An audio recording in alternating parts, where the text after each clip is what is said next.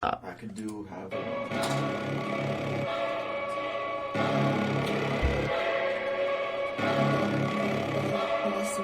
Things gon' change when I really hit the field. Undefeated champs, man, you know what's the deal. Tryna find a kid, I'm in the field doing drills. Boy, you just a sucker, you ain't never keep it real. 3 rings in my hand, I'm a warrior to the max. When I hang it up, they gon' have to give me blacks. Step up in the building and I only bring the facts. When I make a highlight, they gon' replay, run it back, okay? Always locked in, now I got time to lax. Saying he the best, he could take a lap. Batted 1,000 when he check his stats. Boy, is you ready? You ain't gotta ask. I just really hit the field. I just really hit the field. I just really hit the field. I just really hit the field. Boy, I'm about to hit the field. And we're back for another episode of the Hitting the Field podcast. It's your host, Jeremy Brener. And we have a big podcast, an extra long podcast today, because this Monday we had our annual Black History Month show, so be sure to go check that out on our YouTube page at Hitting the Field. And usually when we do a special episode on Mondays, I like to have a podcast that highlights a lot of what would happen if we had a normal show that week. So we're going to talk not just basketball, but we'll talk a little bit of XFL maybe, and some baseball. Because baseball's in the news right now. Teams are going to spring training. So we'll touch on a little bit of everything. And I can't do it without the two guys sitting to my right currently. The man in the middle, Mr. Jon Whitley. Jon Whitley 10. What's going on, brother? What is up? I'm a little extra fired up today. Extra fired up? Yeah. Why is that? Here's why. Why Because is that? football season's over. I'm into the NBA. And I think we're taking this NBA season for granted. I'll get into what I mean by that a little more later. Oh, okay. You're teasing the listeners right now. Yeah, all right. And then to my far right, we got Mr. Robert Husby. Robert Husby, how's it going, my dude? It's going good, my dude. I'm happy to be here. Thanks for having me. Ready to talk some XFL, talk some basketball. You seem really excited to talk XFL right now. Are you like extremely excited? I'm extremely. But is there a little caution? Little caution. It was surprisingly good, honestly. Like, I was surprised. Yeah. Really surprised it was that good. I mean, first week of a new football league, I mean, you have very little expectations, and hey, chances are you're probably going to surpass those. Yeah, and considering what happened with the AAF last year, it seems caution. like it's a little caution. But it seems like they did better on the financial aspect this first week, so hopefully that continues for them. Yeah. So on the last episode of the Hitting the Field podcast, we counted down to the NBA trade deadline with Zach Gervais, Chris Wolf. Go check that out on Apple Podcasts and YouTube right now. And we were able to do that, react live to what happened. And now that we've had about a week since then, we've seen some of these moves play out. You know, Robert Covington has played 4 games for the Rockets since he's been traded, which that sounds ridiculous. But 4 games for the Rockets, that was a big move. Marcus Morris made his debut with the Clippers. Andre Drummond made his debut with the Cavs. So we have it's a very small sample size. It's only been a week. You know, no more than 4 games for any of these new players with their new teams. But Robert, I'm going to ask you first. What acquisition so far looks like it's working out the best? Honestly, I think even though Minnesota's not really a super competitive team in the West, honestly, D'Angelo Russell and Karl Anthony Towns could be a really good matchup. They're already really close. And look, I mean, their first game they dropped 140 on the Clippers. D'Angelo Russell didn't play in that game though. Oh, that's true. Yeah. I mean, Malik Beasley did. Yeah, and that was a trade too. Minnesota was one of their active teams at the deadline this year. Yeah, them and the Nuggets made a lot of bench acquisitions. Yeah, and the Wolves they did win that game. They broke a streak that spanned nearly a month of losing. Can you imagine losing a full month and then you make all these trades and you win finally? Yeah, what was it? Karl Anthony Towns hadn't won since injuries played a factor. November. Yeah, since November. Yeah, it's and then it finally happened. Yeah. Oh, yeah. I mean, I think that Minnesota's output for those trades won't necessarily materialize until next season. Yeah. Just so you get a full now is a sneak preview, but the next season is when it all really starts for them. But John, what acquisition have you seen so far that has made the biggest impact so far, I think it's the Houston Rockets trading away Capella. I think partly because it shows it's no longer a big man's game. Mm-hmm. You know, they've gone all in on the small ball. Yeah. I mean, is it still a listen? big man's Here's game? the thing. Here's the thing. Andre Drummond, classic big man, leading the NBA in rebounds, and you trade him away for garbage to another garbage team. It's like one man's trash is another man's trash. Well, yeah, exactly. One man's trash is another man's trash. I couldn't have said it better. Yeah. And it's like I said, best rebounder in the league. Yeah. And he's worth nothing. So Houston Rockets going all in on the small ball. I think it could pay off large for them. You know, you do bring up a big point. I mean, like 2 of the top 5 rebounders in the league were traded in this, and traded because they were seen as kind of lesser value. Yeah. Like Capella wasn't. As much as I like to say it, I don't think Capella was traded because, like, if Robert Covington wasn't available, I don't think the Rockets would have still kept Clint Capella. I think they still would have tried to move him. I think that part of the reason why, like, if Covington wasn't available, I still think the Rockets would have tried to find a buyer for Clint Capella, and they would have tried to find a guy that would have matched what Covington would have done. Mm-hmm. And maybe they wouldn't have had to give up that first round pick that ended up in Denver's hands, but yeah, I think that you do bring up a good point there where the game is kind of shifting. I still don't know if it's still not totally a big man's game, because if you look at who the top teams are right now, you look at, I think the most important position, if we're talking about position at this point, the most important position in the game is the power forward position.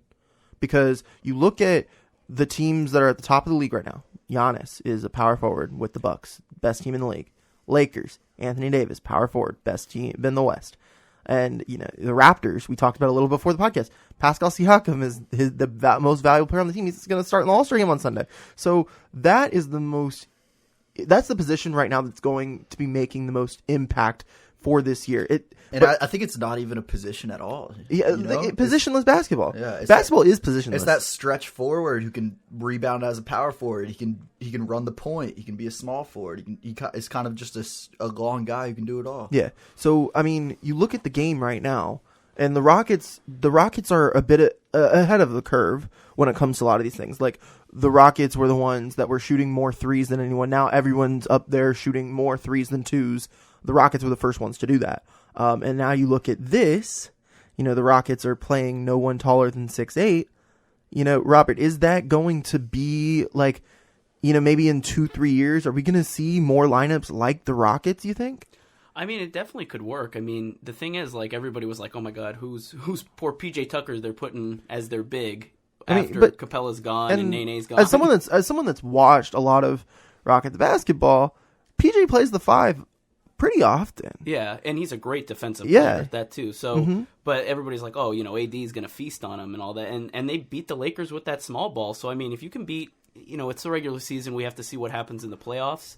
But if you can beat some of the top teams playing small ball in the regular season like that, I don't see why you can't start transitioning the game towards that, because I mean, the Rockets can be an example of playing small ball like that if they find success, continued success through the rest of the season and through the playoffs consistently. Yeah, I mean, look, the Rockets are an example of how to play basketball.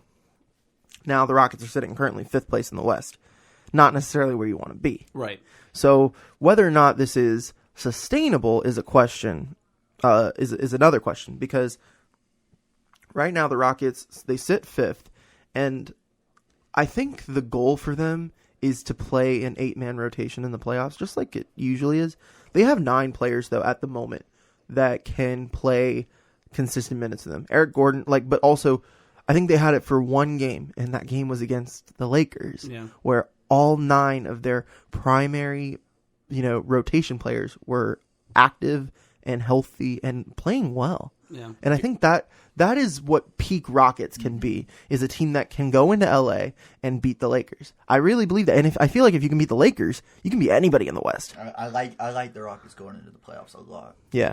If you can start getting Gordon to hit threes consistently like that, like he was just going off against the Lakers. He got injured though he got injured the very next night in Phoenix. So I mean, other than the Rockets though, is there another team that looks like concerning after the deadline?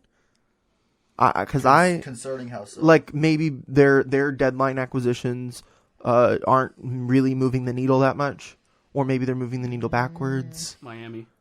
You think Miami Yeah. with Iguodala and Jay Crowder? You don't like that? Really? I like Crowder. All right, throw that out there. Why? I don't know. Iguodala, like, I know he's not in there to put in the points, but he's just not. He's not providing. I mean, how many points has he put up since coming over? Right. What? Yeah. What? It's not very much. But they didn't bring him in to make a splash right now. They brought him in for May and June, you know. Yeah, definitely. Well, maybe not June. I mean, he's there. He's definitely there for the wing defense. Yeah. I mean, you know, but you gotta get some more out of that. I mean, he's averaging 2 points a game. Yeah, and they gave up. You know, I know he was starting to become damaged goods, but you know, you gave up Justice Winslow for that.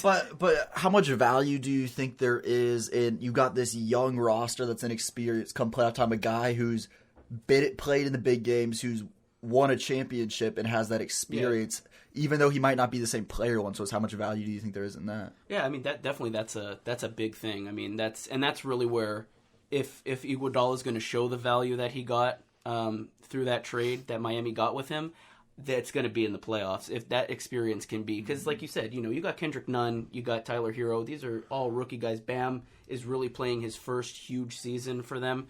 You know, it's going to be very tough for the Heat to have that experience when they go up against teams like the Rockets. Even the Bucks now have been a consistent playoff team, so it's and the Celtics too. Yeah, I mean the Celtics, the Bucks, they've all these teams. They've got guys with a lot of playoff experience. The Heat don't quite have that, so I think that acquisition, that's where the value is in this acquisition. Yeah.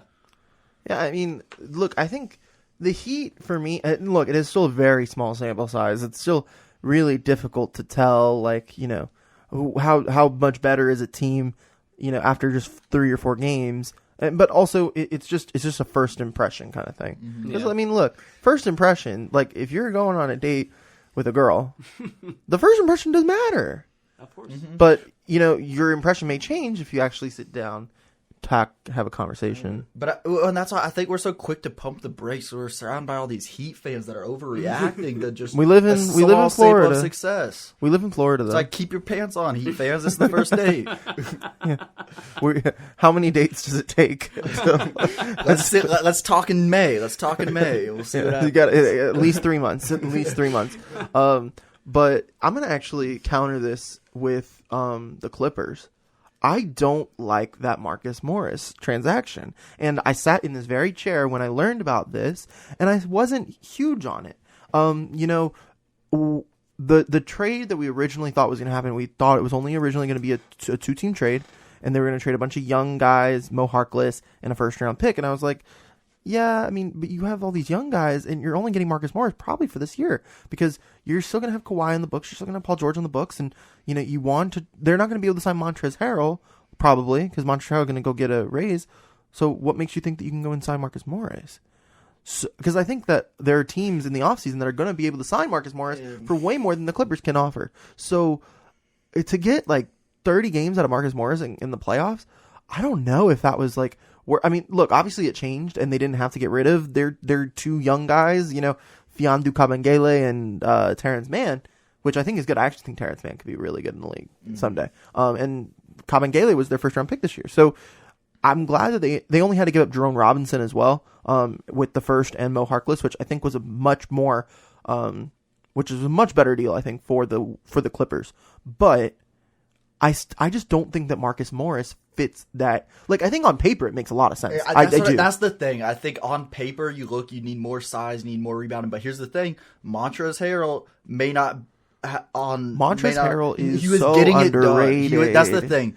On paper, you say you're undersized, you need rebounding. Montrezl Harrell was getting it done. He's so underrated. You didn't need to do this. So underrated. Yeah. Like it frustrates me. He's an animal. He is. He is. I mean, I saw it in Houston, and I was like, this dude is going to be something. And he's going to make so much money this summer. Deservedly so. Mm. So, look. But it isn't that. He's also taking minutes away from JaMychal Green. Yeah. And I'm not convinced that Marcus Morris is better than JaMychal Green. I'm not either. Especially you give JaMychal Green more time and experience. You know, he's been stuck in Memphis the past couple of years. Well, yeah, and I mean, look, but he's got the skill set you want for a modern big man. You know, he fits that team well. And I think that was a reason why he was not in any trade talks. I think the Clippers, if they really wanted to make an even bigger splash, they really could have. Miles Turner was possibly available. They could have tried to go and, maybe like they had more options. And I think if they truly wanted to make a big move, they could have, and they've done it before. Yeah. They signed Kawhi and Paul. They traded for Paul George, and they traded Tobias Harris and for Blake Griffin. So, they traded Blake Griffin for Tobias Harris. So they are people that we had a very unexpected visitor just now. But anyway, it was pleasant though. Yeah, pleasant. Yeah. But anyway, it was a very I'm lost my train of thought. It was a pleasant visitor. Yeah. So the Clippers, you never know what they got up their sleeve. Yeah. But here's my thing. And look, Marcus Morris, he's a guy that can defend LeBron. He can defend Giannis. He's a good defender. But it concerns me moving down the line. Is he truly the guy that is going to help move the needle? I don't think he is that. Well, it seems they're going all in on right now this season. Look, and yes, they should. And yes, they should. Because, look, Paul George is 30, I believe, or he's close to 30. Kawhi is in that same age range. I think Kawhi's 29, yeah. I think. Yeah, and he's got a lot of good years in him. Well, yeah, sure. I agree. But look, if you have two guys, your two best players in their prime right now, one just came off a championship, you do go for it. Yeah, Kawhi's 28, will be 29 this summer. Paul George, I would assume he's probably like 28, 29 as well. Paul George is 29. Yeah, be 30 in May. Why I think this Marcus Morris move, it was unnecessary, but I don't think it harms or helps them. I think at the end of the day, in the playoffs, it's going to come down to, do you have a healthy Paul George? Do you have a healthy Kawhi? You've got healthy Patrick Beverly, too. Is that enough to win the West? Oh, it's enough. It's certainly enough. I mean, it's going to be a battle. Does that put them... So like, we spoke last week, and Zach said that moving Marcus Morris to the Clippers makes them the title favorites. Who is the favorite out of the West? Who's the favorite out of the West? Well, that is... Okay, you bring me to my point. Lakers. That is why I say we take this NBA season for granted, because 2 years ago we would have dreamed of an NBA season like this. Yeah, because we knew who was going to be in the NBA Finals. It was going to be LeBron versus the Golden State Warriors. Right now, there's like a good 4 or 5 teams in the West who you could legitimately that will lose to the Bucks. There's a legitimate case that they could be in the NBA Finals. Even in the East, I think there's at least like 3 teams you could really make a case for. Who? I think you could make a case for Milwaukee, Toronto, and maybe 2. Yeah. Upon maybe further Boston, reflection, maybe Boston. After last night, no. Well, that's the thing. They got Brad Stevens' game planning in the playoffs could pay dividends, but I'm just saying it's not out of the possibility. Whereas like past couple years, it's like you're getting LeBron versus the Golden State Warriors, and we might as well just skip to the finals. Mm-hmm. Yeah. So and then it was Kawhi versus the Golden State Warriors. Yeah. No, but Robert, you said the Lakers are still the favorites. I think they have to be. I mean, look, I'm obviously biased, but I don't think people really expected, even with the Anthony Davis acquisition, I really don't think people expected them to be this good this season. I really think a lot of people expected them to be a lower seed than they are. I agree. But look, I mean, they're right now, I think they are 4 with the Clippers lost last 40 night. Wins. I think they're I think 40 they're and 14. I think they're 4 games above the Clippers right now, with the Clippers losing. If the Lakers lose tonight to the Nuggets, I think they're only 2.5. I believe that 4 games is right. I'll fact check you on that. Yeah, please do. I think it's around that. So, look, I mean, the Lakers really, even when they struggle, they're able to get out of it. And that's something we haven't seen from the Lakers in like 10 years. I mean, they've been a consistently bad team the last decade.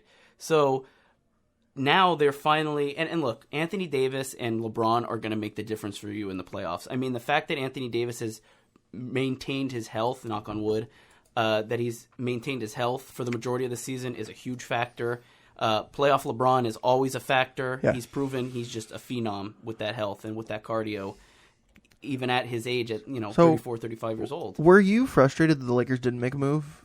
No. Do you think they needed to? I think their move really relied on signing someone like Darren Collison, which obviously is not going to happen. That was really the move they needed to rely on. Look, they tried to trade for Marcus Morris. The Clippers supposedly wanted the Knicks supposedly wanted Kuzma and Danny Green, from the Lakers, and you're just not going to give up both of those guys. Kuzma, yes, Danny Really? Green and Kuzma. So if you get a call, if Rob Pelinka gets a call and say, hey, we don't want Danny Green anymore. Just if you give us Kuzma, we're in.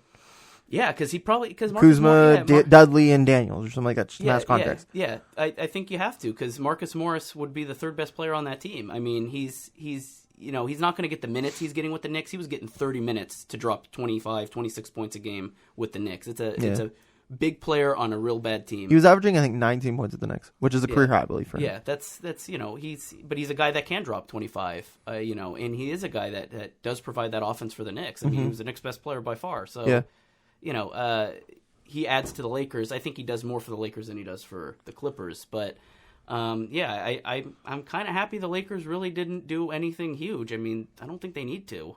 Yeah. I think it's just getting a wing defender, and they can do that. Whether they to get the buyout market. Yeah, if they can get Dion Waiters, they can get J.R. Smith. Would you like Dion Waiters to be a Laker? No, I'd rather have J.R. Smith. Honestly, that's the guy I would. I don't know about Waiters. Even though Waiters is 28, he's just not. You've already got enough wash dudes on the team. Yeah, that's true. But you're probably going to be cutting someone like Troy Daniels, so you're cutting wash. For wash. Hey, if Troy Daniels becomes available, the Rockets will be the first phone call. Yeah, he's decent. He just doesn't get enough play time. Yeah, no, he's.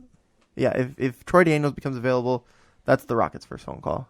And look, I think the buyout market has been very quiet the last couple of days. Yeah. We saw Marvin Williams get signed by the Bucks, and we saw Michael Kidd-Gilchrist get signed by the Mavericks. Much quieter than I think anyone had anticipated. Isaiah Thomas is a free agent still. Yeah. Would you sign Isaiah Thomas? No. No, the Lakers already had him, but if someone might have him. LeBron also had him, and LeBron traded him to the Lakers. That's true. But no, yeah, I think really the Lakers are going to be looking at J.R. Smith, Dion Waiters, and maybe it's a big if right now. If the Knicks cut Mo Harkless, that's the guy you call up right away and you get him. You bring him. I don't. Yeah, I mean, not a Mo Harkless guy. No, I am a Mo Harkless guy. But I feel like if the Lakers get Mo Harkless, it's over. Oh, I agree. It's the nail in the coffin. That's the stretch defender. It's the nail in the coffin. That's who you need. Well, the problem is, but go ahead. The thing that scares me with the Lakers is it's like you're pushing the pedal to the metal right now in the regular season, and I'm scared you're going to run out of gas with LeBron aging in the playoffs. That's why you get Anthony Davis. I hear you, but Anthony Davis alone isn't going to be. Kawhi, I mean, because now in the playoffs, we're talking about going against Kawhi Leonard and Paul George. We're talking about going against Westbrook and Harden. So if you don't, and LeBron's going to have to go pedal to the metal every night in the playoffs. I don't know if he can do that at this age, especially with how hard he's going in the regular season. What team, is it the Clippers, the team that worries you the most for the Lakers? Like, what's the biggest threat to the Lakers right now? Who's the one team you don't want to play? That's definitely the matchup everybody, I think, is worried about is Lakers-Clippers because that's going to... it's the Battle of Staples Center. They're not really rivals historically, but they're your in-stadium rival. It's become a rivalry in recent years. Yeah, especially with these two acquisitions. It's the first time really the Lakers and the Clippers have both been at the top of the standings, really. Yeah, honestly. But the thing with the Clippers, though, is they might not even get to the conference finals. Yeah, they've never been to the conference finals. Right, people are already writing them in as a Western Conference final team, and look, they gotta walk before you can run. I mean, what happens if they get a bad? That's why for the first seed in the West right now is honestly the most important thing in basketball right now. If you can secure that Western seed, I mean, it can change the whole outlook of your playoffs because it separates you from playing. Maybe someone like Memphis, someone like maybe if the Pelicans are able to sneak in, I doubt it, but, playing those teams versus playing like the Rockets, I mean, would you rather play like the Pelicans or I understand that the 8th seed is desirable, but would you rather play the 8th seeded, Pelicans that are, 4.5 games back that are currently 23-31, or the Blazers that are currently 25-30, or the Mavericks? Oh yeah, you definitely Luka's Mavericks. Luka's been out for a while, so that's why the Mavericks have dropped to number 7. But you would much rather have to play number 8 than a Mavericks team because that's where the drop off is. Well, exactly. You look at 7. 7's 32 and 22. You don't want to play playoff Dame. No, look what he's doing now. But would you rather play playoff Dame or would you rather play playoff Luka? Oh, I would rather play playoff name in the Blazers. They're just not as good. I don't know. They're not as good as the Mavericks. Luka's resume ain't there yet. Are you playoffs. telling I don't me? know. Are you telling he- me I right know- now? Yeah, I mean, But- I wouldn't want to play. I'd rather play the Trailblazers than play the Yeah, Mavericks. you have to keep in mind too that Mavericks are the better team. the Blazers are 3 games back of the eighth seed. Yeah. It's not easy for them to make playoffs. Yes, No, they've yeah. played better in recent weeks because they did trade for Trevor Ariza. Yeah. And I think that has really helped them, whether people like to say it or not. But look, at this point, it's Memphis's seed to lose at this point. Yeah, and you definitely would rather play Memphis. Yeah, I think as far as teams like you asked, you prompt the question of who would scare me outside of the Clippers. Honestly, the Rockets. That's right. And probably Dallas. right. Yeah, That's no, right. yeah, That's the right. Rockets. You don't want to play Houston. Yeah, Houston's a tough team. That's the thing is there's a very mixed reaction. Like the Rockets are the most polarizing team in the NBA. Everyone got an opinion on them. Everyone has an opinion on the Rockets. It's either I don't want to play them, or geez, I would love to play them because they're gonna fold, they're gonna choke, they're gonna do whatever. It's that, and honestly, like it. Who's the villain in this NBA season? Like, is it the Rockets? Oh man, Or who is it? I don't know. People still try to convince themselves that Russell Westbrook isn't a top point guard, which is crazy to me because they hate him that much. But I mean, he clearly is. I don't know. As far as villains go, I don't know that there is one. Yeah, I think this might. I mean, Because there's no KD. Yeah, Yeah, next season yeah. maybe the Nets. Yeah, it might Yeah. be Kyrie and Yeah. Katie next year. I That- think. that's crazy. I think there is no.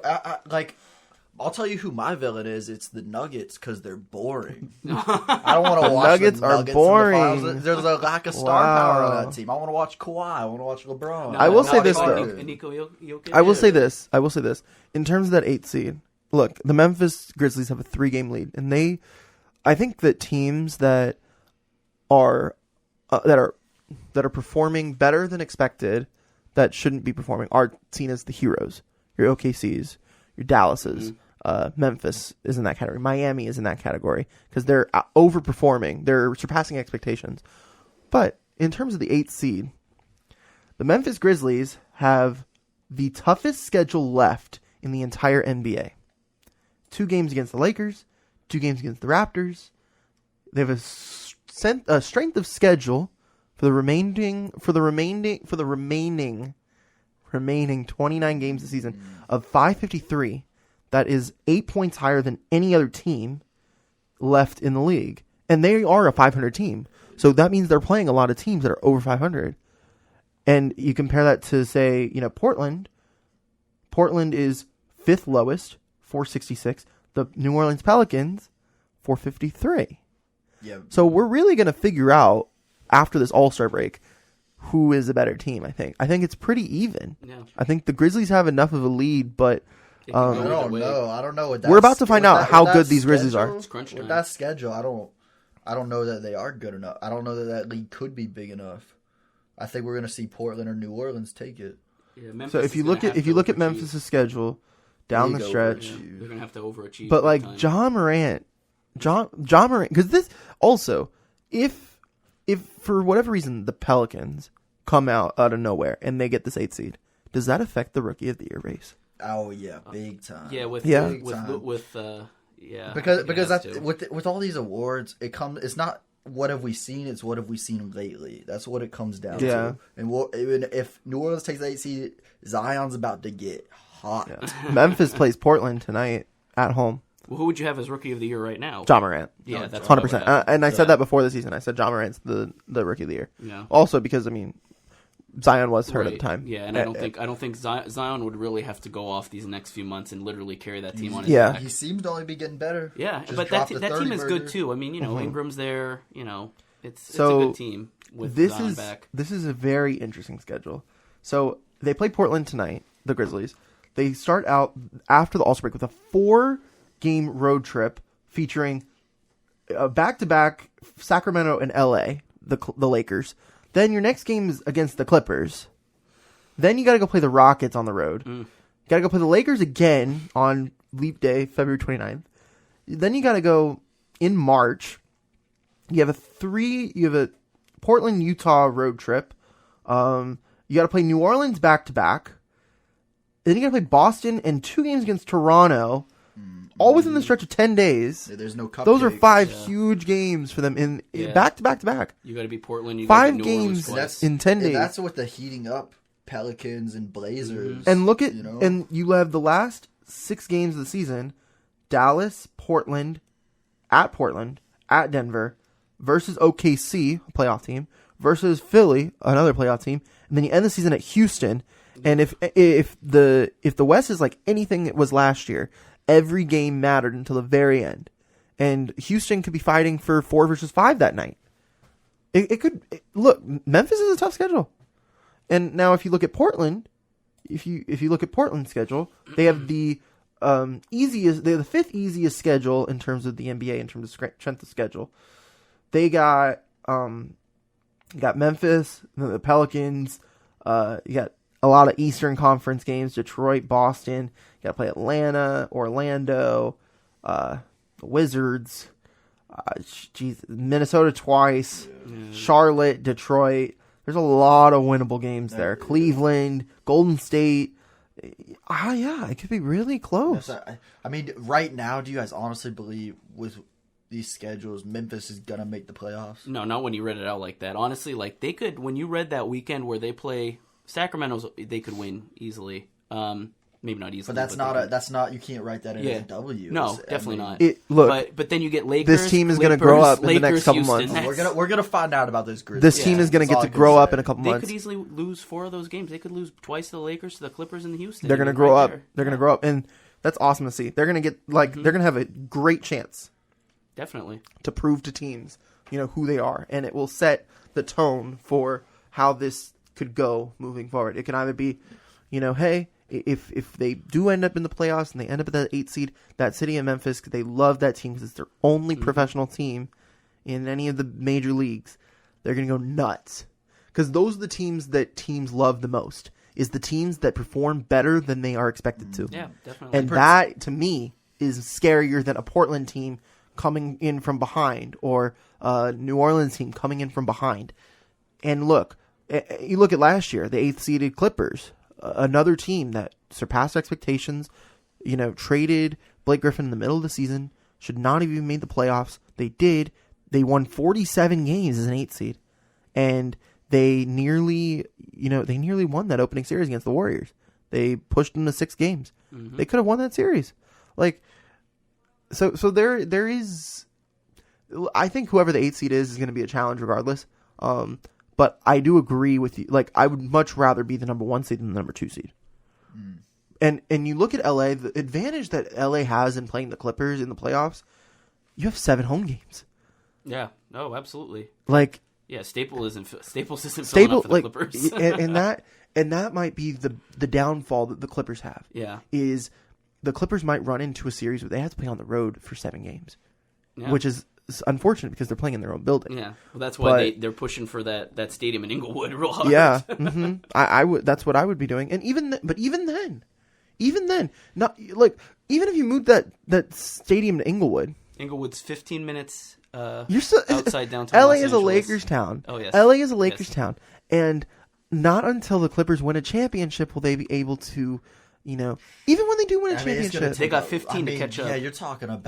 You're talking about 100 years of history. Yeah. That you've got to overcome if you're the Clippers. That's tough. And look, the Clippers have existed for 50 years, and most of those 50 years have been disappointing. Granted, when you got Kawhi Leonard, you're off to a good start. And what sucks is that they're in a big market, and they act like you're in a small market. Right. They're a small market team in a big market. They're the Angels. They're the Los Angeles Angels. The Angels, and the Angels aren't a Los Angeles team. I'm sorry, Anaheim is not Los Angeles. They're not. It's an hour and a half away. Yeah, but it's the same thing. The Dodgers pull in all that. All that press, and so do the Lakers. It is Lakers town. It is. I speak coming from Los Angeles. It's a Lakers town. Yeah. So, in a way, does that harm the Clippers? Do they need to avoid the Lakers? But it's strange though. It seems a little inevitable. Yeah, that's what it feels like those teams are on a crash course to meet in the Western Finals. What's the floor for the Lakers this year? What's the floor? What would be the round that where would it be the first round that they could possibly get bounced? Second. Is it a second round or is it a conference final? Because here's what can happen. Yeah, here's what can happen. say you play playoff Dame, he pushes you to 6 or 7 games. I mean, you win that series, but you're going pedal to the metal every night.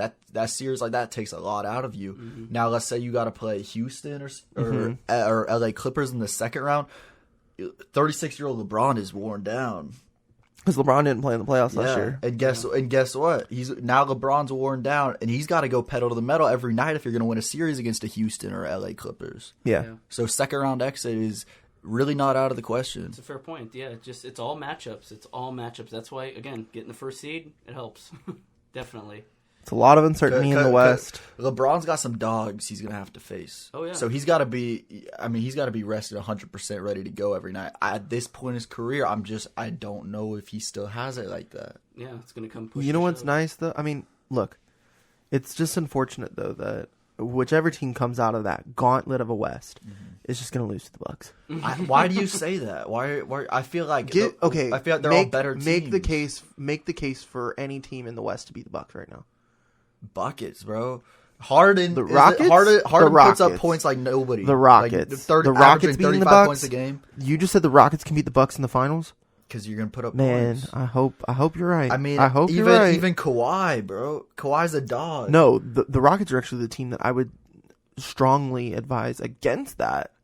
I think that's the one team that won't match up with the small. Like the Bucks are the longest team in the league. That's what's going to happen. The Bucks are the longest team in the league. That's why they're both going to play their game. Who's going to guard Giannis? Exactly. It's going to be Harden. It's going to be Harden. I'm telling you right now, it's going to be Harden. You're going to throw a lot of different guys. It's going to be Harden. It's going to be Harden. Or Covington. Covington's going to steal. It'll probably be Covington or Harden. A lot of Covington. But look, it's just, and then the thing is also they have great shooters. Yeah. I mean, so does Houston. So does... Houston... They don't have a guy that shoots over 40%. They got a guy who averages 35 points a game. Like, can we acknowledge how crazy that is? Yeah, I mean, a lot of that is through layups. That's the reason why you traded Capella and you do go small is because a lot of what the Rockets try to do is look. Majority of their game, each possession ends in one of 3 ways. 1, Harden step back 3. 2, Harden kicks out to a Covington, McLemore, Gordon for a 3. House, or it's Westbrook or Harden driving to the lane. That's how every possession is for the Rockets. Yeah. There's no, it's very rarely for a possession to not end in one of those 3 scenarios. Yeah, but also in the playoffs, there's an X factor in having a dog like Westbrook, who's just the ultimate competitor. I hope so, but Westbrook hasn't proven himself in the playoffs yet, I feel like, on his own. But not yet, but... I mean, when you've got that competitive edge like he has, it could happen at any moment. I hope you're right, John. I really do, because that would. I don't know. That would mean a lot of great stuff. Yeah, I still like you just because. Nobody wants to give Harden his due credit. I think Harden is honestly, I'll say it. I think he's underrated right now. He is definitely. Nobody wants to give him credit for the most impressive scoring player I've ever seen. Yep. Mm-hmm. No, he's very good. I've never seen a guy go on a scoring tear like Harden has these past couple of years. He is very good. Just I wish other people like you would see that. No, I see it, dude. No, I mean, I wish other people like. I love James Harden. He's my favorite player to watch right now. He's the beard, man. That beard. If only Bill Simmons felt the same. Oh well. Bill Simmons. Who cares? But okay, so.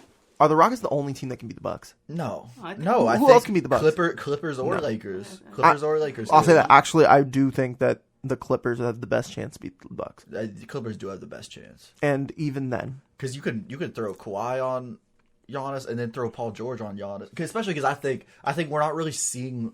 The Clippers. I think the Clippers are kind of keeping their cards close to their chest right now. We're not seeing what we're going to see from the Clippers in the playoffs. Yeah, but I mean, what cards are they hiding? Paul George going hard every night. They play Paul George and Kawhi Leonard. Yeah, but they're not. They lose by 25 to the Yeah, but Timberwolves. that's because they're not playing, bro. We know this, bro. Kawhi waits. Paul George lost in 5 games to Damian Lillard. Kawhi doesn't play basketball till May and June. I'm telling you. Every year we see it. We forget about Kawhi during the regular season, and then May and June he's just a different animal. But you look at the people that he had around him last year. And they won 15 games in a row. Mm-hmm. He had a team around him. Yeah. And the Raptors are better than the Clippers right now. Who would you rather be, the Raptors or the Clippers right now? Oh man, The Clippers. The Raptors. Yeah. The Clippers. The Raptors. The Raptors are. I would much rather nobody be the expected Raptors. this Raptors team to be this good. I would much rather be the Raptors. You know who right now. did, and I got to give him credit real quick, is Mark. Yes. Mark called it from day one. He said Raptors are going to win the finals, and Lowry's going to win Finals MVP. Well, I mean, I don't gotta know about give him Lowry credit. winning Finals MVP, but look, as of right now, I'd much rather be the Raptors. They are winning these games, and they don't even have their full team healthy. and they don't got any pressure on. Lowry's them to hurt. win. They have no pressure They got no. I pressure. don't. because they have no expectations. No. I don't. Because care. everyone thinks that Kawhi was that team. Right. And look, Kawhi left, but who has the better record right now? The Raptors. Yeah, but here's the thing. It's February. I don't care who's good in February. I care Yeah. who's good in May, in June. And because who guess has what? won in the playoffs before? Who has Fred VanVleet has a Here's ring the thing. that Paul George doesn't Here's have. the thing. We've seen Lob City Clippers go Pascal on tears in the Siakam has a regular ring. season. Pascal Siakam has a ring that Paul George doesn't have. That Kawhi carried them through. The biggest problem. But- Okay, yeah. carried's a strong word, but at the same time, they don't win that series without Kawhi. Correct. Yeah, definitely. That's, But they also don't win that series with KD. I'm just saying, and in May, Clay fully healthy. May and June, it's going to be a different Clippers team than what we're seeing right now. Yeah, I mean it's highly and dependent is that on. is that the best team in the league? It certainly The- could push the- it. It can the- certainly push any the team. mystery I mean, here's the May. thing. Here's the thing. It could certainly push any. They could take any team to 7 games, but at the I don't end think of the they can day, beat it the comes Lakers. down to. I don't think they can beat the Lakers in a 7-game Thank series. you for saying that. Only because, but that doesn't necessarily mean I think that the Lakers are a better team than the Right, Clippers. but But I think that 7 games where you basically play 7 road games how many road games can you win 7 games against a Lakers team? Wait, can I just ask? Can I please ask? Am I the only one who's like, am I wrong to be concerned about LeBron's age at this point for playoff? No, it's basketball? absolutely. But also, you have to keep in consideration it's Anthony Davis too, Yeah, and I think and it's, Anthony Davis. yeah. That's Anthony. Look, LeBron's the point guard, but like the big. It's in a way. I'm honestly gonna say this, and it might sound crazy, but there is a method to this madness. It's very much like Stockton Malone, with LeBron being Stockton, who's leading the league in assists, by the Yeah, way, he is. and Malone being AD. AD. Yeah, but And how many? a better wait, version. But of how many Malone. rings did Stockton and Malone? They win? did not get a ring. Yeah. But they were playing Michael Jordan. yeah. Yeah, but And who LeBron's got to play Kawhi. is Kawhi Michael Jordan? Maybe. No, he's Hey, not. No, he's hey. Whoa. Let's. Whitley, you're talking about Michael right now. All right, nobody's Michael Jordan, okay? But Kawhi, we might be sleeping a little. I think when it's all said and done, we're gonna forget just how great Kawhi is, winning Finals MVP in San Antonio, now in Toronto, and he's just getting started with this LA Clippers team. Yeah, it's also highly dependent I think- on yeah. Paul. I mean, on Paul George. I mean, Paul George don't show up in the playoffs. Yeah, Paul George hasn't showed up in the playoffs. He's the most inconsistent guy in the playoffs you'll get. So if he doesn't perform in the playoffs, you're leaving it all on Kawhi and Lou Williams. Okay, but he performed in those series in Indiana against the Big Three Heat, And never it made came it to the down to finals. 7 games, And yeah, never but, made it to the Yeah, finals. but you're playing LeBron. Yeah, that's true. I mean, And he's you gonna can't get to say- play you LeBron can't say- again. You can't say Paul George. He's gonna get to play didn't show LeBron up, though. again. He's gonna get to play LeBron again. But this time with he's Kawhi. he's got a Kawhi Leonard. He had Russell Westbrook last season. Yeah. Yeah. He had Russ. Here's what I'll tell you about the Lakers. They can win a ring, but AD is gonna have to be the best player on that team in the playoffs. I agree. I agree with Because that. LeBron can have his nights where he's the guy, but he can't do it every night. I think the Yeah, Clippers that's can bad, get out of bad. the West if they can somehow avoid the Lakers. But Yeah. that's gonna be very difficult. Yeah. And yeah, I mean, we're gonna be talking a lot more basketball throughout the. It's still February. Wait, This has been the best season of basketball. Yeah, it has. But It's also, been a fun season. Can we say that maybe Kawhi, LeBron is the new Magic versus Bird? When we look back, because No, we saw them in the final, San Antonio versus Miami. not yet. We're about to see Not that battle LA. Not yet. Not We'll see. yet. But just wait. Just wait. If we see it for years and years to come, but also LeBron's 36 and it doesn't have too many years left. Yeah. So we'll see. We'll definitely be talking a lot more basketball on the show, on the podcast. So stay tuned. Stay tuned. So let's pivot a little bit to some football. XFL started this weekend. It's back. And just Robert, what were your initial thoughts just watching the XFL this weekend? What excited you the most about it?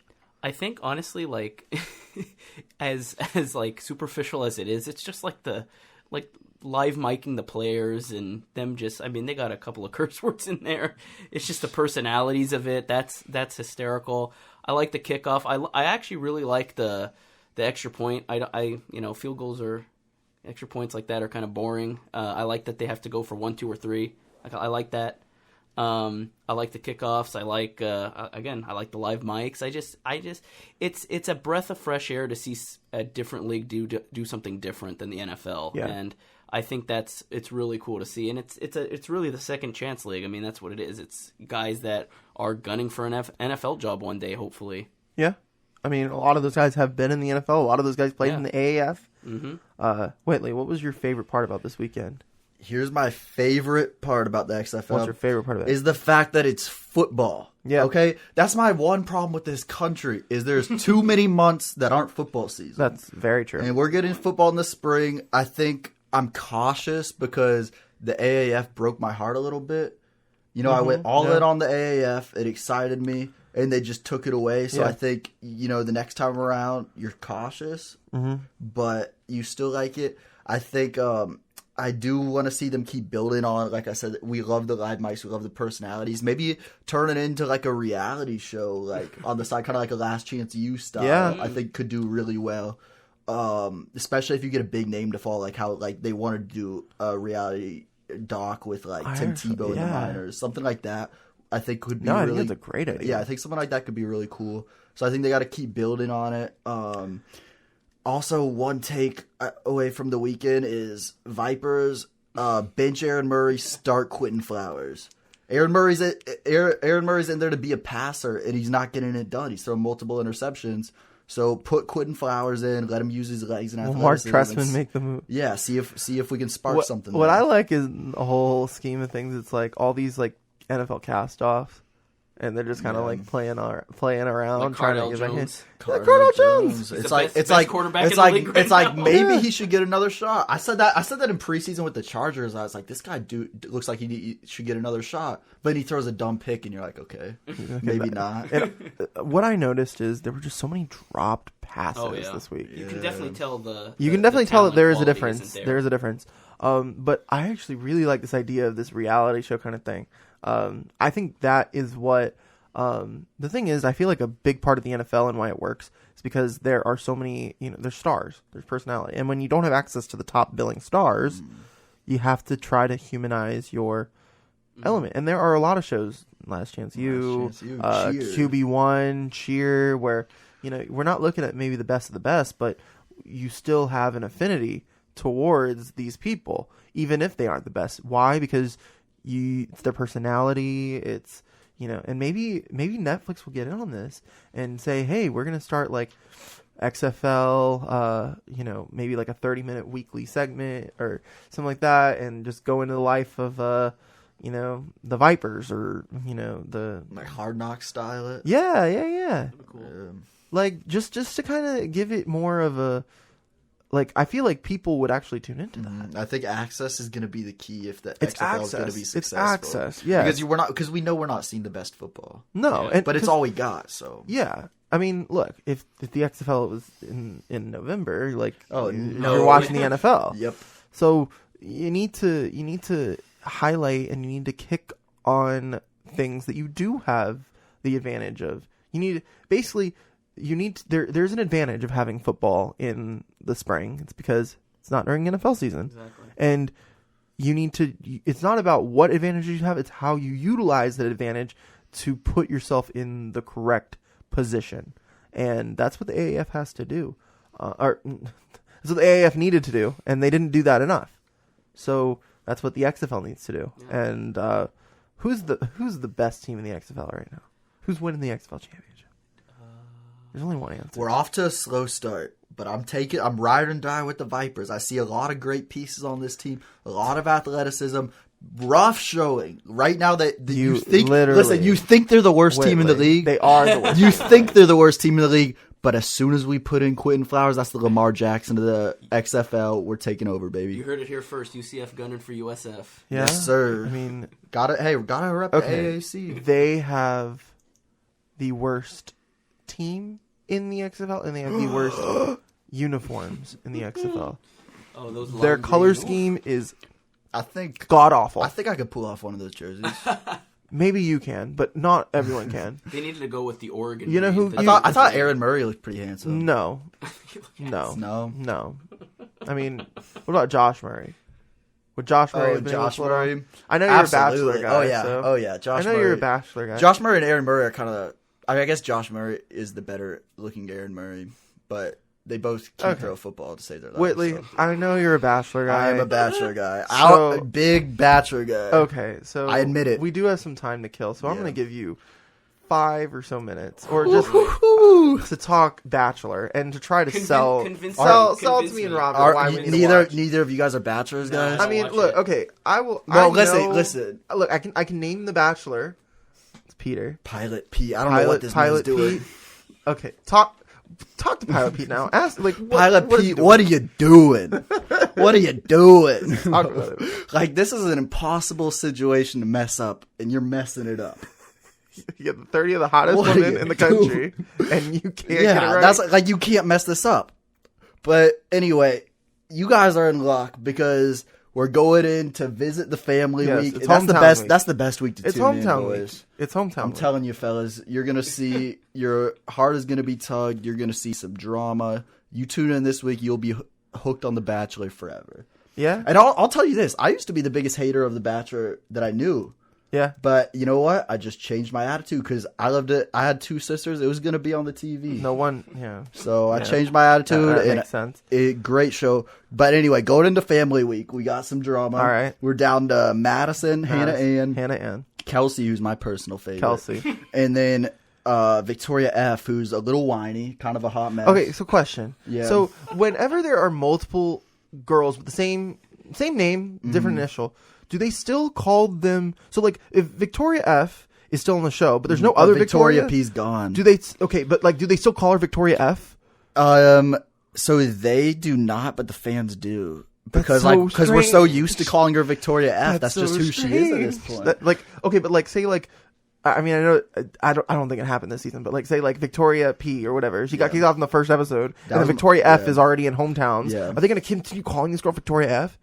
The fans will. I will. That's weird. Because in my Because Victoria brain, P she's got kicked Victoria off. F. I've been If Victoria P is the most Victoria P's gone. Okay, but like, okay, let's just say it's like, let's say the Bachelorette, it's you know, let's say it's Victoria P is the Bachelorette, and then it's John Whitley, and then John Bosco or something like that. John So, Yeah, I'd be so you're John W. and he's John B. And John B is the most irrelevant person in the first episode. Doesn't get a rose. We never see him from him again. And you're at hometowns. You're in the last 4, and fans are still calling you John W. I That think is so. that ugh. is whack. I think if he got eliminated week 1, you know, you're not used to calling me John W.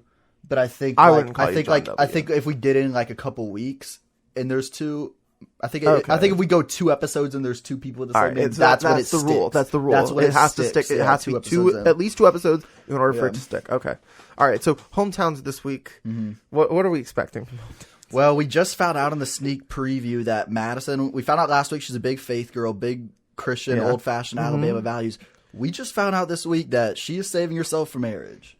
That's She's very Tebow- important. she's Yeah, Tebowing it. yeah, she's Tebowing it, and I don't know if Pilot If Pete is Pilot gonna, Pete is I gonna don't know Tebow if it he's gonna either. like that. Yeah, I don't think he's a Tebower, but Is he? um, Is he playing quarterback on Sundays? Is he going to church on Sundays? yeah, he's more of a Broadway Joe than Oh, Tim okay, Tebow. okay, but, okay. So that's interesting. But you know what? All right. He's looking for a wife, so Yeah, who's gonna take it home? Who's getting the final rose? I mean, of these 4, if I were to put it down right now, I have to say Madison is still going to take the rose. And who would you give your final rose to out of those 4? Oh, Kelsey. Kelsey. Oh, Woo! Kelsey.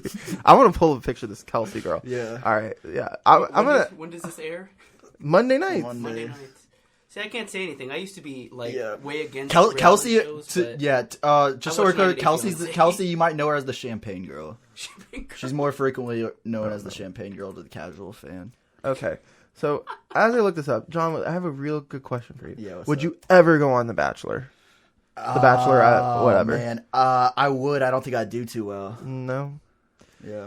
All right. It's weird scenario. Okay. So The Bachelor, Kelsey. All right. Oh, okay. Yeah. Oh my. Yeah. I see it. I see it. Yeah. Mm-hmm. And who else? So Chelsea. We got Madison, and then we got Madison's the front runner. Okay, Madison Madison is is the the clear front front runner. Okay. She's been She's the front cute. runner She's for some cute. time. All right. Yeah, and then this is Hannah Ann right here. Yeah. This one. Where? Yeah. This one.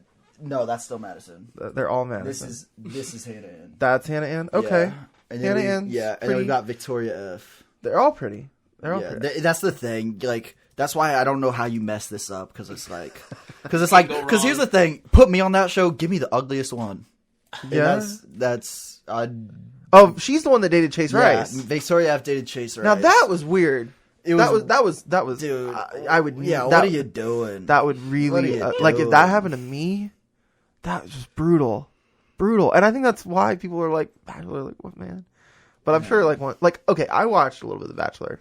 Oh, now he admits it. No, I did, Okay. I did. But there's a reason why I stopped. The thing is, I was watching I think the first season I watched was it was Desiree's season, and then it turned into Juan Pablo's season, and Juan Pablo was just the worst Bachelor ever. Yeah. Oh my gosh. Oh, Robert, he was the worst. We don't even say that name. Oh, he's just like I'm not even gonna. I'm not even gonna say it. Yeah, I'm not He even just gonna. wasn't lie, a nice though. guy. Yeah, he was there. But then There's it a lot- turned into Andy's Andy's season. I feel like Juan Pablo was like the originator of the whole right reasons debate that we now see every season. Oh, right reasons. Oh, Yeah. Right reason? Is he here for the right reasons? Yeah, it's like, but then it turned to Andy season. I love Andy, and then that's how Josh Murray gets in the fold, and that's how we all went on this soliloquy for the first place. So yeah, I'm glad everybody's all caught up. Because Josh Murray, Robert, I don't know if you know this, but Josh Murray, his brother is current Vipers quarterback Aaron Oh, so Murray. they're actually related. They are Yeah. actually brothers. Okay, We've seen that's Aaron fine. Murray's brother on there. We've also seen Aaron Rodgers' brother on there. And Aaron Rodgers' brother won the He show won. and is still Yeah, with he's still the with girl. JoJo. Who's the best couple out of Bachelor Nation? Oh, if you're asking me, it's definitely Jordan and JoJo. But I really like Becca and Garrett. We just don't see them. They don't get any spotlight. So like, Yeah, I don't know. But so if I had to pick one, it'd be Garrett Jordan had and bad JoJo. PR. Yeah, but yeah, he did, and there was no coming back from Yeah. that. But they're still together, right? Yeah, they are still together. Good for them. Yeah. All right. I mean, why do you think a lot of sports guys are in The Bachelor?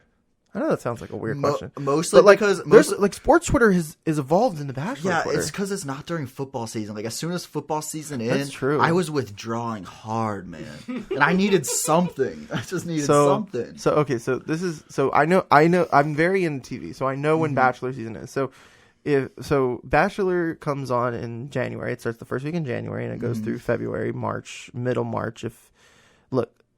It usually ends in the middle of March, right? Mm-hmm. Then they go immediately film Bachelorette. Bachelorette starts. That's It's like a summer during the series. summer, so no football once again. I got to watch something. Yeah. So 'Cause what? If So there's what do you do between when they're filming the Bachelorette? what Are you just losing your mind? I mean, Is it the worst part of the year? Because it really. I mean, ultimately, I'm waiting for football season, so that's all I got. But now you have the XFL. Yeah, yeah. Ooh, baby. Ooh, baby. Please stick around. But yeah, we love the XFL. So now you don't have to have NBA, that. NBA is great too. Now NBA you is great now you too, don't but it's no have football that season. Bachelor football withdrawal. Yeah. Yeah, we're in a good place. That's Right what now. NBA is in a good place. That's what the XFL Bachelor is in a is here good place. XFL is here. Yeah, that's But what the still, XFL was here before. yeah. Spring training starting right now. Spring training's starting right now. And speaking of spring training, baseball season. Big trade coming up this past weekend. Mookie Betts is a Dodger. He is. After a lot of, back and forth, whether or not this trade was actually going to work, it's finally official. It's official, right? Yes, it is official. Okay. They at 4:00 there was which is 1:00 LA time. David Price and Mookie Betts both had their press they had the press conference. Yes. So it's official. Yeah, There's no official. snags that are going to happen. It's good. It's Yeah, good. there's no more terrorizing over like All right. 4 days. So Robert, you're wearing a Dodger shirt today. I am. It's You- Mookie Day. So it's Mookie Day. So what does this trade mean for the Dodgers?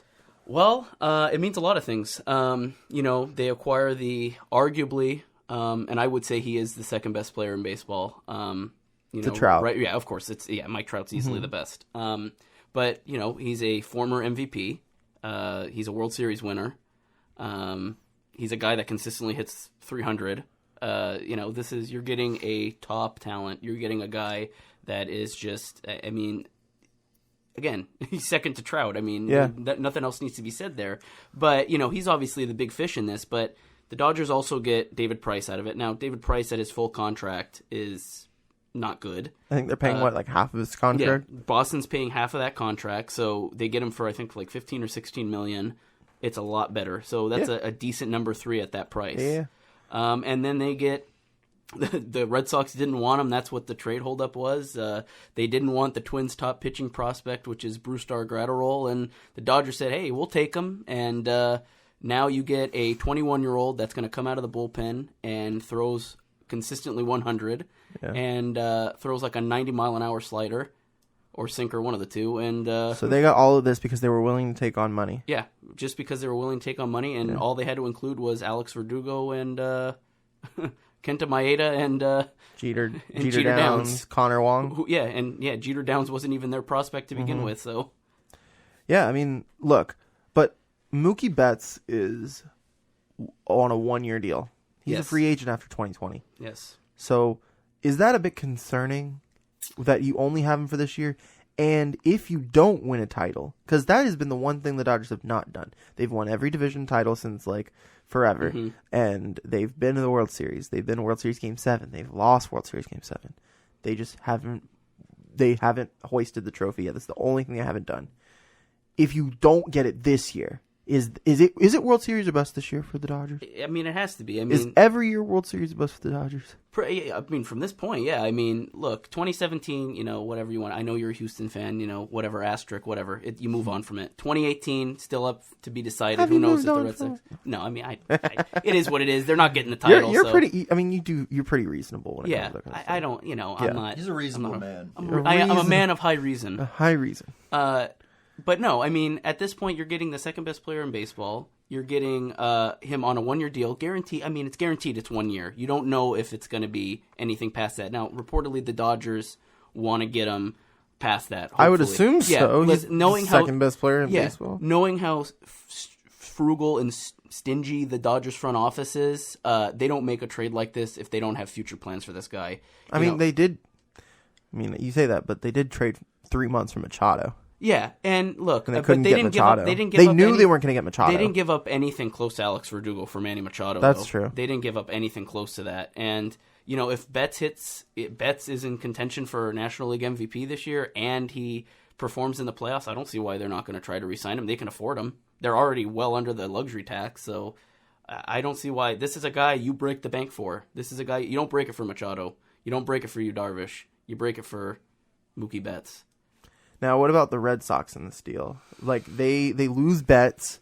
They get a little more financial flexibility. They get Alex Verdugo, who apparently is someone that you would trade Mookie Betts for. Yeah. So it can't be terrible. No, Alex Verdugo is very good. I really like Alex Verdugo. He's a team guy. The clubhouse loves him. He's just got a great personality. The fans love him. He doesn't have a lot of power. But I really do think this is a guy that can be a consistent all-star. I don't see why he couldn't be. He's got it. He seems like he's going to be a good hitter, just not a power hitter, which is fine. You can be. Not everyone needs to be a power hitter. Not at all. You can be the guy that goes up there and just consistently gets hits. It doesn't matter. And so I think Red Sox fans are hurting from that Mookie Betts trade. It's the initial shock of, oh my God, we just lost our best player that we've had in years. But you're underselling Verdugo. Verdugo's legit. He's good. He's gonna be a name you hear. Now, are you concerned a little bit that Mookie Mookie didn't want to leave Boston? Are you concerned that possibly Mookie is gonna just say after this year, be like, hey, I'm gonna come back home. Let's go sign with Boston again. Because it's hard for Mookie to get 1 year to match what he had with Boston, the team that he went up the ranks with. Mm-hmm. So. Is that concerning you a little bit? It's always a possibility, but I don't see it with that Dodgers front office. There's a reason they traded him. They want to stay well under the luxury tax. They don't want to pay. They don't want to give him $400 million, $450 million, whatever he wants. Going forward, that's not how John Henry and Fenway Sports Group run. That's not how they roll. They're funding a team across the seas right now that's projected to do much better than Boston. It's good. Yeah. If you follow soccer, Liverpool is currently like almost 20 points leading the Premier League, and they're in constant contention for trophies. So, and the Boston has to deal with the Yankees right now, and the Yankees are probably going to get like 15 wins above them. So, the investment just isn't going to be there from John W. Henry and Fenway. I don't see them bringing him back. Yeah. And I mean, I guess if they really did want to keep him, they wouldn't have traded him. Right, exactly. So. You just pay the man. That's a guy you pay, and if you're not going to pay him, of course you're going to trade him. Yeah. So I mean, we're going to talk a lot more baseball. As we're talking some baseball on Monday's show. So, but we'll definitely as the season ramps up, we're going to definitely be talking a lot more baseball, a lot more basketball coming up. It's a lot more basketball. Now, a lot more XFL. Yeah, I mean, maybe not the XFL. Yeah, but I want to talk next time. Okay, not XFL, but definitely Bachelor. Yeah, definitely bad. We need a reality show. Hitting the reality show. Hitting the reality show. Yes. We got some big Survivor guys too. Oh, wait, for real? Is that still a thing? Yes. Are you watching Survivor? No, but I should. You really should, because tonight is the premiere of the 40th season. Oh my! I heard it's all winners. Oh, Y'all, it's the okay, season, you just opened up a can of worms. Tell us why. Why should I watch this? Oh my god, it's the greatest show I've ever seen. It's been around a while. It's 20 years. 40 seasons. This is 20 years anniversaries this year. Look, so I watched Survivor from when I was 5 years old, and I have not missed an episode since. Wow. It's my guilty pleasure. I could tell you right now, we could even play this game right now. If you give me a season 1 through 40 and you tell me a placement, I will tell you who finished in that placement. And I'll do it off the top of my head. Who finished 9th in season 4? 9th in season 4, Zoe. Whew. We're gonna look this up right now. I'm looking that up. All right. So the fourth season. Survivor 4. So tonight's Survivor 4 is Survivor Marquesas, right? So in Survivor Marquesas, this is 16, 15, 14, 13, 12, 11, 10, 9. Oh, it's John Carroll. Zoe was 8. You were close. Oh, you're close enough that I'm impressed. Yeah. I wouldn't remember. Where I'm actually kind of embarrassed that I missed that. Dude, where is it tonight? So the last couple of years they've been doing it in Fiji because it's a quick trip to LA. But man, I got that wrong. I'm so mad. Dude, I'm still impressed. I'm so mad. I am so mad at myself. But anyway, yeah, season 4 was a long time ago. But no, so basically the way that they're describing it, it's the Super Bowl of Survivor. And look, the Super Bowl happens every year. This has only happened once, and it will only happen once. So basically what they've done is it's 20 people who have won the show before, and one person won twice, and she's coming back too. So there's 38 people that have won before, and they're bringing back 20 of them. And they're just throwing them to say, hey, instead of $1 million, we'll throw in an extra $1 million, $2 million, go. Whoa. So it's that would suck to be one of the previous winners who doesn't make the 20. I mean, yeah, but the way, the thing is though with this is. Wait, so where is it? Fiji? It's in Fiji. Okay. So there's just a lot of history behind the season, but even if you don't have a huge background on like I do with all of these shows, it's still still good TV. Because the thing is, it's very much I'm the way I see it is how poker is a game. But is poker a game or is poker a sport? What? It's on the sports channel. Dude, I'd say it's a game. I would say too. I wouldn't say it's a sport. I think it's a sport. I wouldn't say NASCAR's a sport. Because either, look, game you play a game. There's skill behind it. So then there's skill behind Chinese it. Checkers a sport? I mean, but there's not. I mean, I feel like a sport you got to be showing some kind of physical.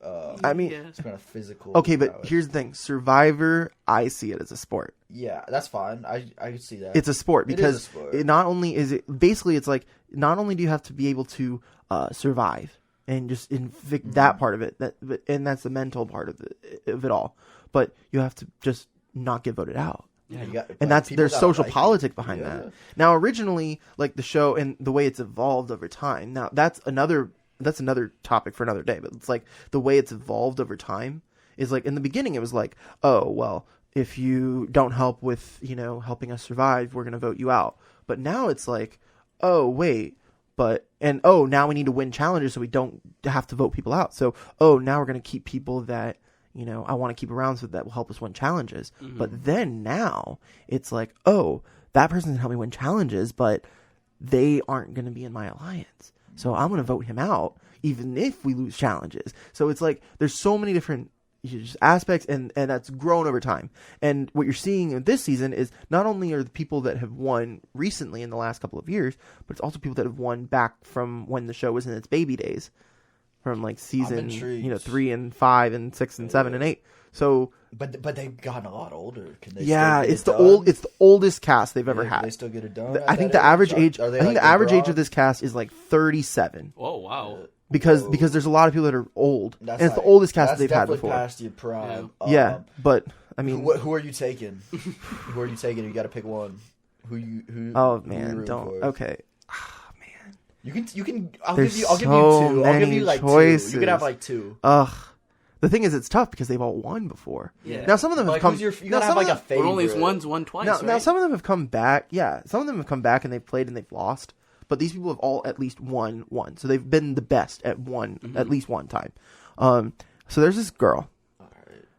Now, she's actually married to, and I'll keep it in sports, she used to be a radio host for a radio station in Kansas City. Her name is Danny Boatwright. Okay.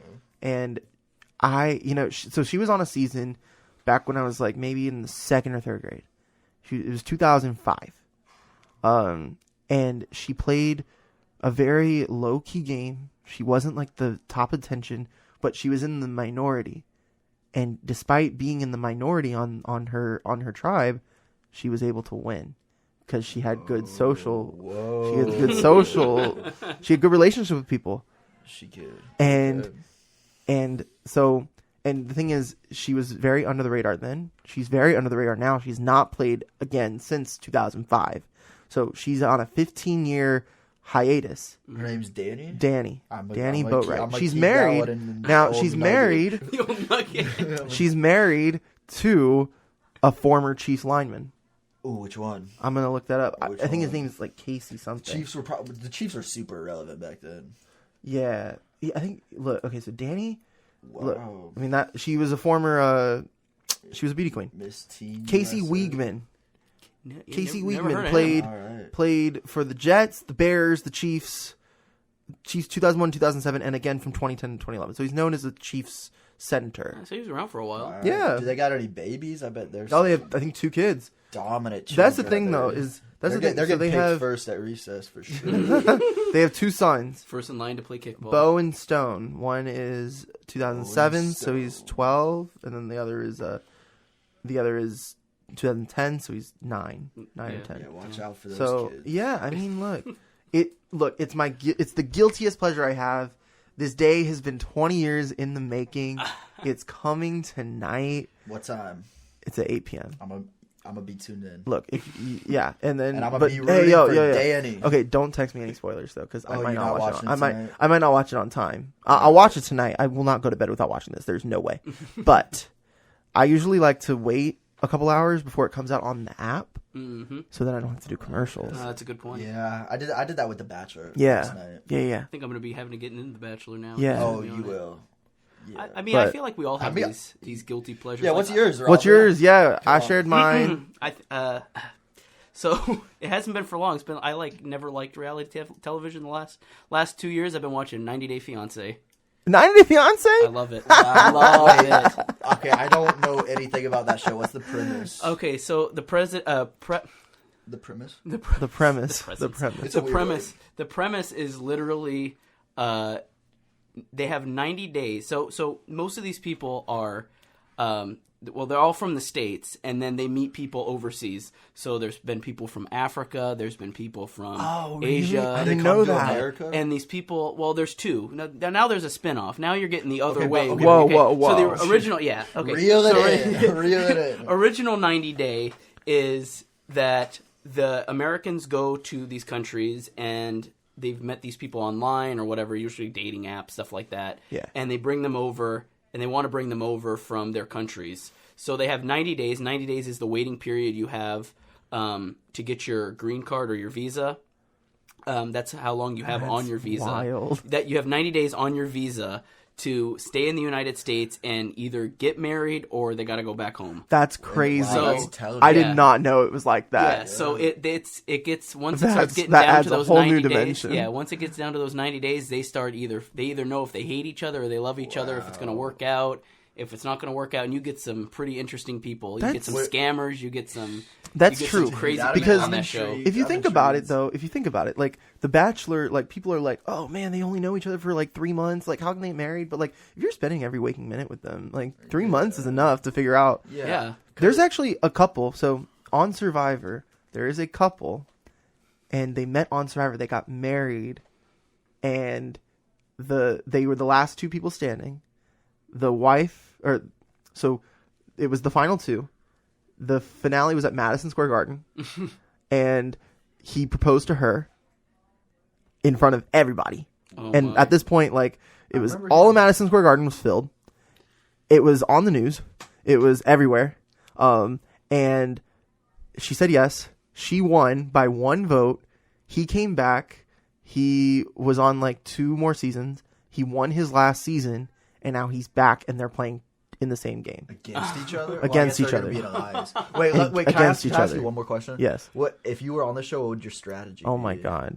No, I guess you got to play it by ear. Honestly, the thing is though, is about Survivor. It's about adaptability, and that would be the strategy. You just have to be able to adapt. Yeah, I've applied to Survivor twice. Like, Oh, really? Well, yeah, dude, keep trying. yeah. I'll nominate you. They have a casting call out in Cape Canaveral every That's April. my home, bro. Yeah, Very good word. yeah. So every it's at the Victory Cruises Casino. Oh, okay. I've been on You that. guys seen that? Yeah, I have a bad rep on those boats. Oh no! That's all I'm gonna say about that. So you can't. on air. So you can't. So you maybe can't vouch for anyone. don't say you know me. Anyway, Robert, would you go on 90 Day Fiance? No, because I don't. I mean, it depends on. I mean, it also depends on like. I don't know if I would ever do that online dating stuff like that, where I'm meeting people from another country that I've just never been to that part of Like the world. another country. Yeah, That's a little... and some of them are like from like really really small like villages and stuff like that, where it's just a complete 180 from what the U.S. is. And I'm not saying it can't work, but you see some of these people. So It's not what you're looking for. For example, there was this dude on 90 Day Fiance, and then he went on the spin-off show 90 Day Fiance the other way because he was going to move to Brazil to be with Oh my this girl. goodness. So he's this dude named Paul. I think he's a convicted arsonist. He lives with his mother, and he moves to... And now he's moving to Brazil. Yeah, he moves to Brazil. He meets this chick who's like 10 years younger than him. Well, she's like 22. He's like 35, something like that. Oh, yikes. She doesn't really speak English. They have to communicate through their phones. He doesn't speak a lick of Brazilian. Or Really. Portuguese. He knows, yeah, Portuguese. Yeah, Brazilian Portuguese. Brazilian Portuguese. He doesn't. They speak through their phone, so he knows a broken. She's trying to learn English, and they have 90 days to figure out their... and he got her pregnant. Oh, so they have no. a kid. I can see. Oh, I can see no. why you don't want to go on this show. Yeah, definitely not. And he's got like some severe social issues because he, when he gets frustrated, he like runs away. Like they just film him running. So one of the episodes a couple seasons ago, he was like, they're like, "Where's Paul?" And he's like, her mom was like, "Where's Paul?" And he's like sitting in the chicken coop in the backyard, Oh my like goodness. just like sitting, rocking back and forth in the. That's a crazy chicken coop. episode. Yeah, it was hysterical. I thought it was more like I it's thought it was more hilarious to like watch it that. does sound really funny. It is. Like It's the way hysterical. you sell it to me, it does Yeah, sound. it's funny. I thought it was more like Married at First Sight, where you have 90 days to get like married. It is 90 days to get married. I But mean, it's that's how like- long they have on their visa, or else they have to go back. But yeah, Yeah. it's 90 days to get I thought married. it was more like Married at First Sight, where it's like except instead of getting married at first sight, you have 90 days to get married Yeah. and plan the wedding. Oh Like- yeah. I mean, they gotta get at Like, least. do they actually have like elaborate weddings? Or do they just get the courthouse wedding? No, some of them try. If they're religious, some of them try. Oh my goodness. Some of them try, but a lot of them don't have the money to do it, so they're getting married with like. So scraps. what's the success rate on this show? Oh, of people that get married, like from what you've seen. 30%. Oh, that's not good. No. Hey, but I mean, hey, Most of them 30%, break up. 30% in baseball, you're batting 300. That's pretty good. Yeah, a lot of them. Some the ones that do stay, they have like an after show where they just make fun of the other couples that are on the new seasons, and they just bring them in. Those ones are successes, but there's like maybe 10 couples that have survived. I mean, Wow. there's just not a lot. A lot of That's them crazy. stay boyfriend, girlfriend, they split up, that's it. The families get Wow. involved, there's a whole... I mean, It the does sound odds messy. are really stacked against them. From Yeah, it Yeah. is. It really is. That's how I feel about The Bachelor. Yeah. Really? Yeah. Odds are stacked against them. How so? Oh, I guess if you're one of the girls on The Bachelor, Yeah. or if you're one of the guys on Yeah. The Bachelorette. Yeah, I would. Yeah, Like, there's a reason why Bachelor in Paradise has way more successful relationships than The Bachelor. Because if I Bachelorette. show, because like The Bachelor, like if I show up to a party and the ratio is like 24-1, I'm not even thinking about the girl at that point. Exactly. Like, I'm like, there's free alcohol here, and a lot of cool guys Yeah. that I can vibe with. So. That's like Not a good ratio, Not a good ratio. but it makes for good television. So. it does make. It's hysterical. All right. Well, let's just Yeah, we plug got it. weird. Yeah, let's just call it right here. Yeah, But hey, tweet us your guilty yeah, pleasures. tweet us Oh, your that's guilty a good pleasures one. right now. Yeah. That's a good one. We no- admitted ours. Yeah, we admitted ours. Now it's time for I'm you actually to proud to admit admit yours. I like that show. I don't care. I ain't guilty about Respect. it. It's funny. Respect. But yeah. Now the question is, is The Bachelor a sport? It's the sport of dating. Okay, so The Bachelor's a sport. Yeah. Survivor's a sport. Is 90 Day Fiancé a sport? Sounds. Oh, I can't think of Well, it. like I said, that guy Paul got some exercise in by running. But I don't know. Honestly, no, definitely not a sport. It's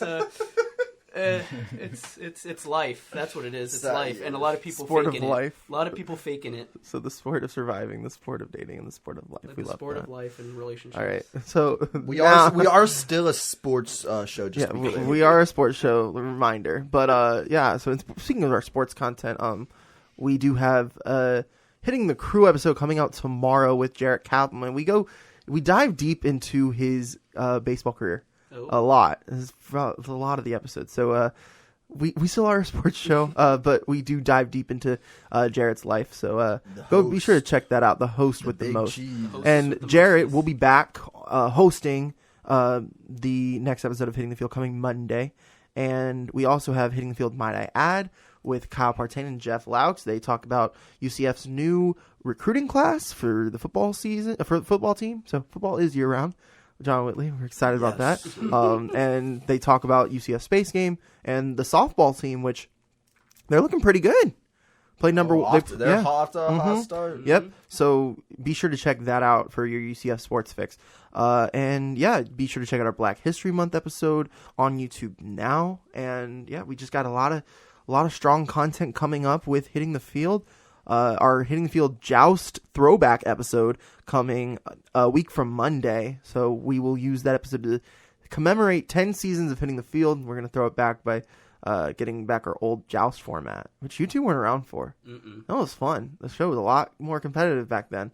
So we're going to bring that back for one episode in just at the end of February. So yeah, that's all the time we have for today. John and Robert, this was fun. We should definitely do this again. Let's do it again. Anytime, boys.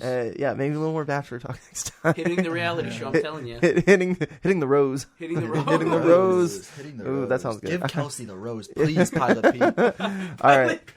So Pilot Pete, give Kelsey a rose, and we'll catch you next time.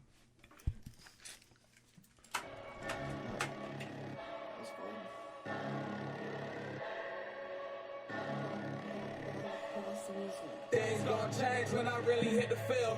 Undefeated champs, man, you know what's the deal. Tryna find a kid, I'm in the field doing drills. Boy, you just a sucker, you ain't never keep it real. 3 rings on my hand, I'm a warrior to the max. When I hang it up, they gon' have to give me blacks. Step up in the building and I only bring the facts. When I make a highlight, they gon' replay, run it back, okay? Always locked in, I don't got time to lax. Saying he the best, he could take a lap.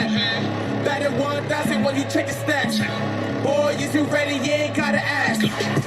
I just really hit the field. I just really hit the field. I just really hit the field. I just really hit the field. Boy, I'm about to hit the field.